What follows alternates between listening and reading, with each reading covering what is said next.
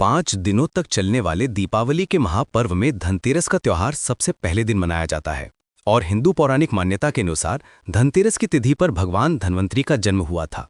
भगवान धन्वंतरी को आयुर्वेद और अच्छी सेहत के देवता के रूप में पूजा जाता है। दिवाली पर धनतेरस के दिन भगवान धन्वंतरी की पूजा करने से जीवन में सुख समृद्धि, ऐश्वर्य और अच्छी सेहत का आशीर्वाद प्राप्त होता है। साथ ही इस दिन खरीदारी करना भी बहुत शुभ माना जाता है। धनतेरस के दिन हर तरह के शुभ कार्य प्रारंभ किए जा सकते हैं। इस दिन विशेष रूप से सोना और चांदी के आभूषण, नए बर्तन आदि खरीदे जाते हैं। धनतेरस के दिन इस प्रकार की विशेष चीजें खरीदने पर मां लक्ष्मी जी का आशीर्वाद मिलता है। ऐसी मान्यता है कि धनतेरस के दिन हम जिस भी वस्तु की खरीदारी करके लाते हैं उसमें 13 गुना की वृद्धि होती है। इसलिए आपको ध्यान रखना है कि कोई भी ऐसी गलती ना करें, ऐसी वस्तु खरीदकर ना लाएं जिससे कि अशुभता आ जाए। तो धनतेरस के दिन ये चीज़ कौन सी हैं, खासकर हम आज के प्रवचन में आपको बताएंगे कि आपको इन 13 विशेष चीज़ों में से आपको कुछ ना कुछ वस्तुएं खरीदनी ही चाहिए। अगर आप इन सभी 13 वस्तुएं ना खरीद पाएं तो इनमें से जो भी आपकी सामर्थ्य हो वो वस्तु आप घर पर खरीद कर ला सकते हैं। धनतेरस के दिन मां लक्ष्मी जी, कुबेर देवता और धन्वंतरी भगवान की पूजा करने से घर हमेशा धन धान्य, सुख सुविधा और वैभव से भरा रहता है। धनतेरस के दिन जो लोग सोने चांदी से बने हुए आभूषण या सोना चांदी ना खरीद पाएं, उन्हें भी इस दिन कुछ चीज अवश्य ही खरीदनी चाहिए। सबसे पहली वस्तु है नई झाड़ू। धनतेरस के दिन नई झाड़ू खरीदना बहुत शुभ माना जाता है। झाड़ू को मां लक्ष्मी जी का प्रतीक माना जाता है और ऐसा माना जाता है कि नई झाड़ू से धनतेरस के दिन पहले पूजा करके फिर उसका प्रयोग करने से घर की सारी नकारात्मक ऊर्जा दूर हो जाती है और घर में सुख समृद्धि का वास हो जाता है। अगर हो सके, सामर्थ्य हो तो धनतेरस के दिन एक झाड़ू का गुप्त दान करना चाहिए। इसे आप मंदिर में, किसी चौराहे पर या ऐसी जगह पर जहां से कोई भी जरूरतमंद व्यक्ति इस झाड़ू को उठाकर ले जाए, वहां पर आपको रख देना चाहिए। दूसरी वस्तु है साबुत धनिया। धनतेरस के दिन आप कुछ लेकर आएं या ना आएं, साबुत धनिया तो हर कोई ला सकता है। साबुत धनिया लाकर दिवाली के दिन उसे पूजा करने के बाद अपने ही घर में क्यारी में या गमले में डालना चाहिए और ऐसा करने से कहा जाता है कि घर में आपके जो भी धन है, जो भी आय है, उसमें बरकत होने लगती है। अगर आए दिन अनावश्यक रूप से खर्चे होते हों तो उसमें भी रोक लग जाती है। इस दिन नमक भी खरीदकर लानी चाहिए। नमक अगर आप डली वाला लाते हैं तो और भी शुभ है, लेकिन आजकल डली वाला नमक मिलना हर जगह मुमकिन नहीं होता है, तो आप जो भी नमक आपको मिल पाता हो वो नमक आप इस दिन घर पर लेकर आएं। धनतेरस से लेकर दीपावली के अगले दिन गोवर्धन और भाई दूज तक आप इसी नमक का प्रयोग करें और इन 5 दिनों तक लगातार आपको नमक का पोछा भी घर में लगाना चाहिए।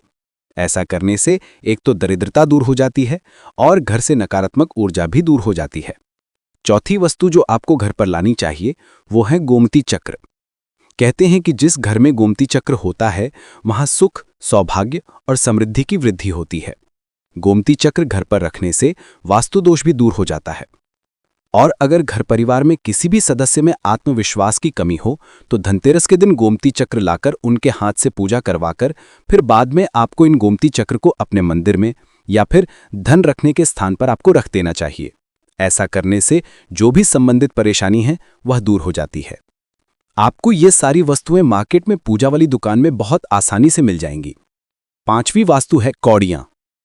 कौड़ियां आपको सफेद, भूरी, पीली, चितकबरी मिल जाएंगी, लेकिन आपको 2 कौड़ी लानी है। वो या तो सफेद लेकर आएं या फिर पीले रंग की कौड़ियां लेकर आएं। कहते हैं जिस घर में कौड़ियां होती हैं वहां पर महालक्ष्मी जी हमेशा वास करती हैं।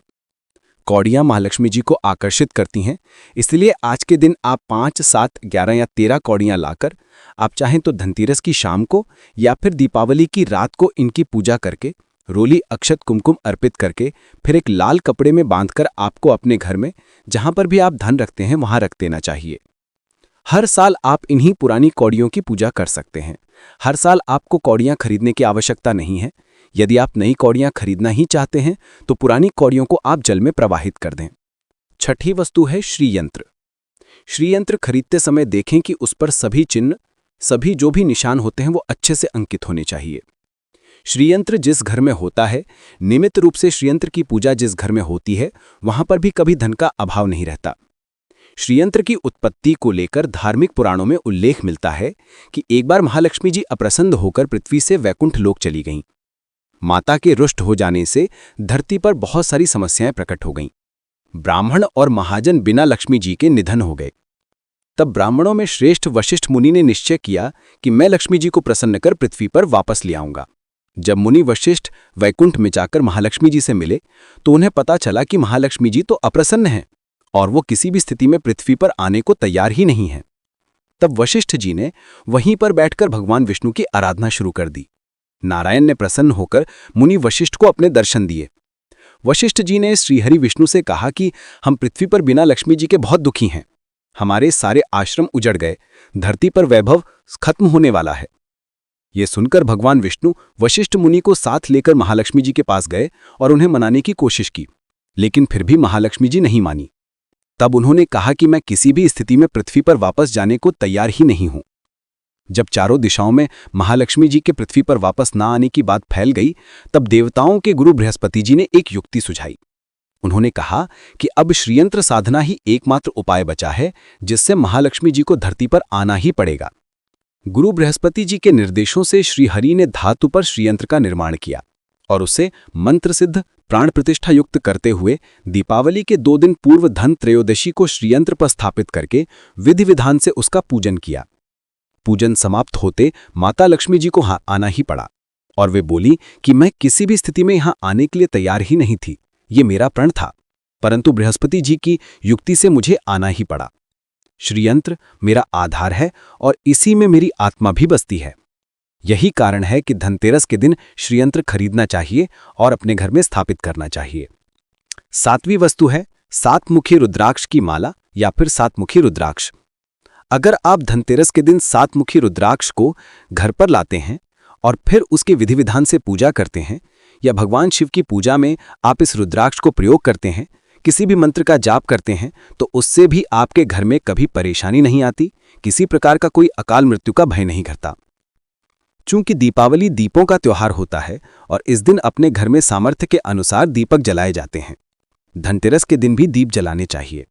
अगर आप चाहते हैं आपके घर में साक्षात महालक्ष्मी जी का वास सदा बना रहे, पूरे वर्ष भर आपके घर में धन की कोई कमी न रहे, आपको कभी कर्ज लेने की नौबत ना आए, तो ऐसे में धनतेरस की शाम को आप 13 दीपक घर के अंदर और 13 दीपक घर के बाहर जलाएं। ऐसा करने से भी मां लक्ष्मी जी का आशीर्वाद प्राप्त होता है। और धनतेरस के दिन 8वीं जो वस्तु है वो आपको मिट्टी के दीपक जरूर खरीद कर लाने चाहिए। मिट्टी के दीपक आप अपने सामर्थ्य के अनुसार खरीद कर लाने चाहिए। अगर हो सके तो किसी जरूरतमंद को, जहां पर धन का अभाव हो, ऐसे घर में आप मिट्टी के दीपक का तेल सहित और बाती सहित, रुई सहित दान भी कर सकते हैं। 9वीं वस्तु जो आपको खरीद कर लानी चाहिए वो है लक्ष्मी जी और गणेश जी की मूर्ति। वैसे तो मिट्टी की मूर्ति ही घर पर लाना शुभ होता है, लेकिन यदि आप मिट्टी की मूर्ति ना लाना चाहें तो धातु की मूर्ति जैसे कि आप चांदी की, सोने की या पीतल की मूर्ति भी घर पर ला सकते हैं। अगर आपके पास पहले से ही मूर्तियां हैं तो आप जरूरी नहीं है कि हर दीपावली पर मूर्ति खरीदें। धातु की मूर्ति यदि हैं तो हर साल आप मूर्ति ना खरीदें, लेकिन मिट्टी की मूर्ति हैं तो उनका विसर्जन कर आपको धनतेरस के दिन नई मूर्तियां लाकर उनकी पूजा विधि विधान से करनी चाहिए।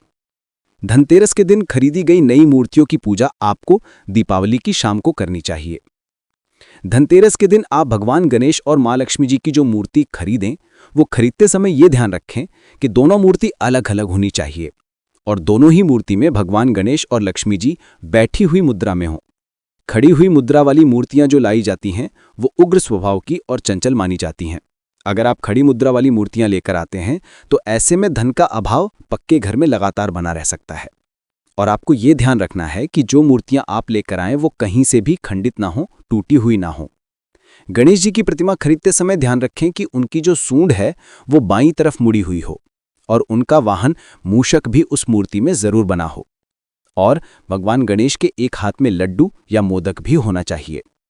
और महालक्ष्मी जी की जो मूर्ति है वो कमल के फूल पर विराजित होनी चाहिए और उनके हाथ में सिक्के हों या फिर सिक्के गिरने वाली अवस्था में हों। ऐसी मूर्तियां घर पर लाना बहुत शुभ होता है। बहुत से लोग आज के दिन उल्लू पर विराजमान मूर्ति या फिर तस्वीर घर पर लेकर आते हैं, लेकिन आपको हाथी या फिर कमल के फूल पर विराजमान लक्ष्मी जी की मूर्ति या तस्वीर ही घर पर लानी चाहिए। कभी भी प्लास्टिक ऑफ पेरिस जिसे पॉप कहते हैं, प्लास्टिक की मूर्तियां इस दिन नहीं खरीदनी चाहिए और न ही पूजा में उनका प्रयोग करना चाहिए। आप केवल मिट्टी की या फिर धातु की मूर्ति ही लेकर आएं। अष्टधातु की मूर्ति भी आप ला सकते हैं। धनतेरस के दिन आपको जो 10वीं वस्तु खरीदनी चाहिए वो है कुबेर यंत्र। कुबेर यंत्र जिस घर में होता है वहां पर धन के देवता कुबेर का वास होता है। साथ ही महालक्ष्मी जी भी वहां पर वास करती हैं। आपको उत्तर दिशा में धन कुबेर यंत्र की स्थापना करनी चाहिए। इस दिशा का सही निर्माण परिवार में समृद्धि और खुशियों को लेकर आता है। साथ ही अगर आपके घर में किसी तरह का कोई वास्तु दोष है तो वह दोष भी दूर हो जाएगा और व्यापार में आपके कारोबार में खूब बरकत भी होगी। कई बार लोग खूब मेहनत करने के बाद भी इतना धन नहीं कमा पाते जितनी आप मेहनत करते हैं, और मेहनत करने के बाद भी आपके धन की तिजोरी खाली रहती है। तो उसे पूरा साल भरा रखने के लिए आपको धनतेरस के दिन और दीपावली के दिन कुबेर यंत्र की विधि विधान से पूजा भी करनी चाहिए। कुबेर देवता के मंत्र ओम यक्षराज विद्महे धीमहि तन्नो कुबेर प्रचोदयात् का कम से कम 1 माला या 51 बार जाप करना चाहिए। 11वीं वस्तु है सोने चांदी के आभूषण या फिर सिक्का। अपनी सामर्थ्य के अनुसार आपको आज के दिन सोने चांदी के आभूषण या फिर कोई भी चांदी का सिक्का खरीदना चाहिए और उसकी भी पूजा आपको करनी चाहिए। यदि आपकी सामर्थ्य ना हो तो आप सोने चांदी के आभूषण या सिक्के की बजाय मिट्टी के बर्तन या 1 चम्मच भी आज के दिन खरीद कर घर लाते हैं तो इससे भी आपके घर में पूरे साल खूब बरकत होती है। सब जानते हैं कि धनतेरस के दिन नए बर्तनों की खरीदारी की जाती है, लेकिन नए बर्तनों में भी आपको ये ध्यान रखना है कि आज के दिन यदि आप पीतल के बर्तन खरीद कर लाते हैं तो वो ज़्यादा सौभाग्य होते हैं।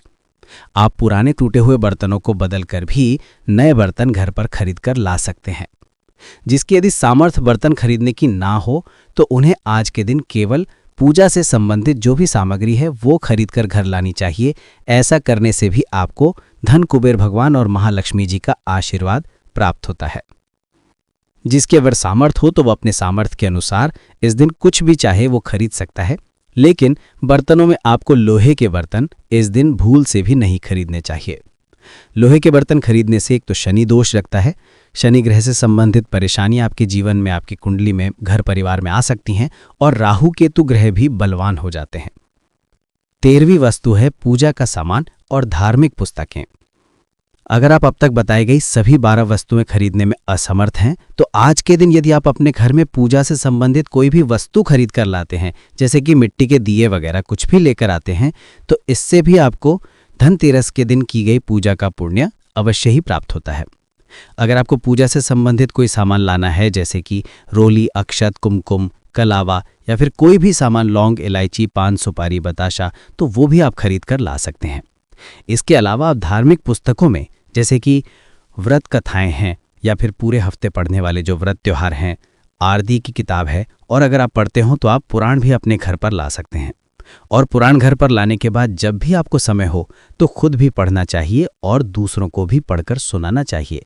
ये आपको समय सारी वस्तुएं, यदि आप इनमें से कुछ भी या सारी वस्तुएं भी खरीद कर लाते हैं तो इससे कहा जाता है कि आपके घर में पूरे वर्ष महालक्ष्मी जी की कृपा बनी रहती है। घर में कभी भी आपको कर्ज लेने की स्थिति नहीं आएगी। आप जितना भी कमाएंगे उसमें आपको 13 गुना की वृद्धि मिलेगी। ये थे पूज्य गुरुजी द्वारा बताए गए कुछ बहुत ही खास उपाय। अगर आपको वीडियो पसंद आया तो इसे लाइक और दोस्तों के साथ शेयर ज़रूर कर दें, और ऐसे ही ज्ञानवर्धक वीडियो सबसे पहले देखने के लिए हमारे इस YouTube चैनल को ज़रूर सब्सक्राइब कर लें। करवा चौथ की आप सभी को बहुत बहुत शुभकामनाएं।